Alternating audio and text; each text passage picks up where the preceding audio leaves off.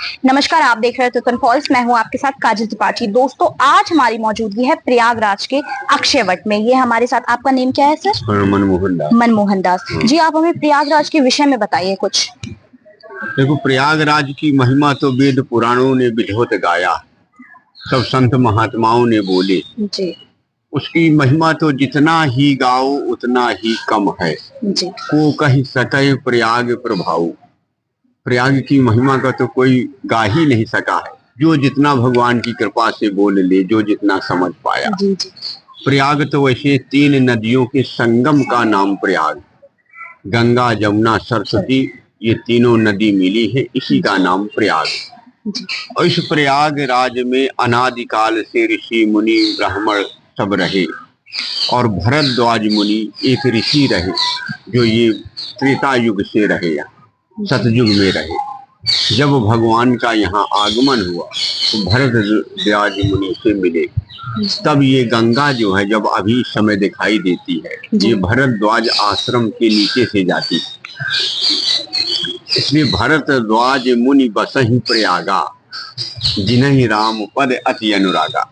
भरद्वाज मुनि जहाँ या प्रयाग में निवास किए, इसलिए उनका नाम भरद्वाज ऋषि। फिर जब इसी तरह प्रयाग की महिमा अपार है। बाबा, आप हमें बताइए अब राम जी की और अक्षयवट की कहानी जो चली आ रही है, बताइए। मतलब राम जी का जब 14 वर्ष का वनवास हुआ जी तो पहले सिंगबेरपुर निवास किए, फिर यहाँ आए। फिर यहाँ के बाद भगवान चित्रकूट गए। इसी अक्षय वट के नीचे भगवान ने विश्राम किया। ये अक्षयवट का पेड़ है और एक जो उधर मतलब ऊपर से है, वो भी ओरिजिनल ये है या फिर वो है?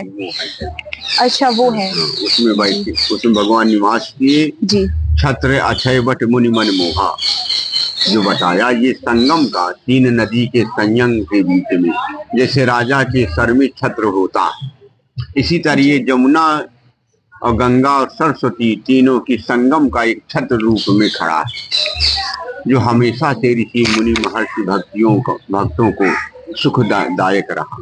इस वट वृक्ष के नीचे कितनों अनादिकाल से भगवान के आगमन के पहले भी ऋषि मुनि इसके नीचे बैठ करके जब तब ध्यान साधना किए, तब से ही परिचित था। जब भगवान ने यहाँ निवास किया, यहाँ निवास के उपरांत जब जमुना पार किए, जमुना पार करने के बाद चित्रकूट प्रस्थान किए। चित्रकूट में 14 वर्ष की अवधि में 11.5 वर्ष चित्रकूट में निवास किए। 11.5 वर्ष के बाद भगवान वहां से आगे प्रस्थान करते हैं। 6 महीना नासिक पंचवटी में निवास करते हैं। 6 महीना नासिक पंचवटी के उपरांत चल करके माता जी का वियोग हो जाता है भगवान का। और वियोग क्या है भगवान का? भगवान के तो कि कछ दिन करहु अग्नि महवासा। भगवान ने तो माता जी को कह दिया कि तुम अग्नि में निवास करो। फिर आगे लीला रही भगवान का। भगवान को थोड़ा वियोग दिखाना था इस संसार में, तो माता जी का वियोग होता है। फिर ऐसे भगवान जानकारी लेते हुए किष्किंधा पहुंचते, और किष्किंधा में चतुर्मासा भगवान 4 महीना कर रहे हैं, उसी उपलब्धि में पड़ रहा है। तो किष्किंधा में सुग्रीव से मिलन होता है, पूरी वानरी सेना तैयार होती है। फिर इसके उपरांत भगवान चल देते हैं आगे समुद्र के तट पर। समुद्र के तट पर जाते हैं, समुद्र से प्रार्थना करते हैं। समुद्र से प्रार्थना के बाद भगवान सागर पार करते हैं। सागर पार करने के बाद लंका में युद्ध होता है, फिर विजय प्राप्त होती है। फिर विजय प्राप्त हो करके भगवान यहाँ आ गए। फिर यहाँ के बाद माता जी ने वरदान दिया अक्षय वट को, तो इसलिए